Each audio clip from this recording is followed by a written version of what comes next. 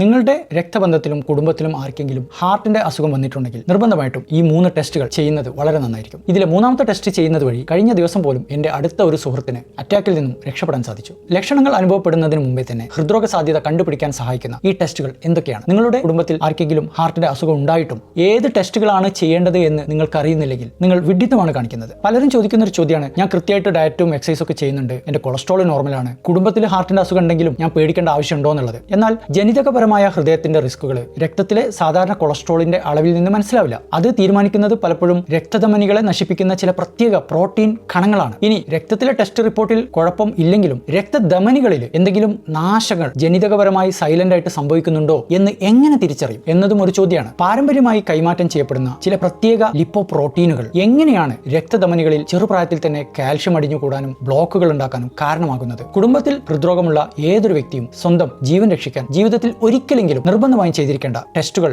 ഞാൻ പറഞ്ഞു തരാം. ഇതിൽ ഒന്നാമത്തതും ഏറ്റവും അപകടകാരിയും ലൈപ്പോപ്രോട്ടീൻ എ എന്ന് പറയുന്ന ഒട്ടിപ്പിടിക്കുന്ന കൊളസ്ട്രോൾ ആണ്. ഇതിന് വളരെ വേഗത്തിൽ രക്തധമനിയിലെ ഭിത്തിക്കുള്ളിലേക്ക് കടന്നു കയറി ബ്ലോക്ക് ഉണ്ടാക്കാൻ സാധിക്കുന്നുണ്ട്. മാത്രമല്ല ഇങ്ങനെയുള്ളവർക്ക് രക്തം കട്ട പിടിക്കാനുള്ള സാധ്യതയും വളരെ കൂടുതലാണ്. നിർഭാഗ്യവശാൽ എക്സർസൈസ് ചെയ്തും ഡയറ്റ് നോക്കിയിട്ടും ലൈപ്പോപ്രോട്ടീൻ എ കൺട്രോൾ ചെയ്യാൻ സാധിക്കില്ല. ഈ പ്രത്യേക കൊളസ്ട്രോൾ പൂർണ്ണമായിട്ടും നിങ്ങളുടെ ജീനുകൾ മൂലം നിശ്ചയിക്കപ്പെടുന്നതാണ്. അതുകൊണ്ട് തന്നെ ഹൃദ്രോഗത്തിന്റെ പാരമ്പര്യമുള്ളവർ ജീവിതത്തിൽ ഒരിക്കലെങ്കിലും ഈ ബ്ലഡ് ടെസ്റ്റ് ചെയ്തിരിക്കണം. ഇതിന്റെ അളവ് 50-ൽ കൂടുതലാണെങ്കിൽ നിങ്ങൾ നന്നായിട്ട് സൂക്ഷിക്കണം. രണ്ടാമത്തെ ബ്ലഡ് ടെസ്റ്റ് ആണ് ഹൈ സെൻസിറ്റിവിറ്റി CRP. നമ്മൾ അറിയേണ്ടത് ഹൃദ്രോഗം എന്ന് പറയുന്നത് കൊഴുപ്പ് അടിയുന്നത് കൊണ്ട് മാത്രം ഉണ്ടാകുന്ന ഒന്നല്ല. ആ കൊഴുപ്പ് അടിയുന്നതിൽ നീർക്കെട്ട് വന്ന് അത് പൊട്ടുമ്പോഴാണ് രക്തം കട്ടപിടിച്ച് പെട്ടെന്ന് അറ്റാക്ക് സംഭവിക്കുന്നത്. രക്തധമനിയിലെ ഈ നിശബ്ദമായ നീർക്കെട്ട് ഇൻഫ്ലമേഷൻ അതിന്റെ അളവ് പരിശോധിക്കുന്ന ലളിതമായ രക്തപരിശോധനയാണ് ഹൈ സെൻസിറ്റിവിറ്റി CRP. നോർമലായിട്ട് ഇതിന്റെ അളവ് 1-ൽ കുറവായിരിക്കണം. 1-ൽ കൂടുതലുണ്ടെങ്കിൽ നമുക്ക് അപകട സാധ്യതയുണ്ട്. മൂന്നാമത്തെ ടെസ്റ്റ് ഒരു CT സ്കാൻ ആണ്. ഇതാണ് കൊറോണറി കാൽഷ്യം സ്കോറിംഗ്. ഇത് രക്തധമനിയുടെ യഥാർത്ഥത്തിലുള്ള പ്രായമറിയാൻ നമ്മെ സഹായിക്കുന്നു. നിങ്ങളുടെ ഹൃദയ രക്തധമനികളിൽ അടിഞ്ഞു കൂടിയിട്ടുള്ള കാൽഷ്യം ബ്ലോക്കുകളുടെ അളവ് കൃത്യമായി ഈ സ്കാനിങ്ങിലൂടെ മനസ്സിലാക്കാൻ സാധിക്കും. ലക്ഷണങ്ങൾ ഇല്ലെങ്കിൽ പോലും ഹൃദ്രോഗം തടയാനുള്ള ചികിത്സ ആരംഭിക്കാൻ ഈ ടെസ്റ്റ് റിപ്പോർട്ട്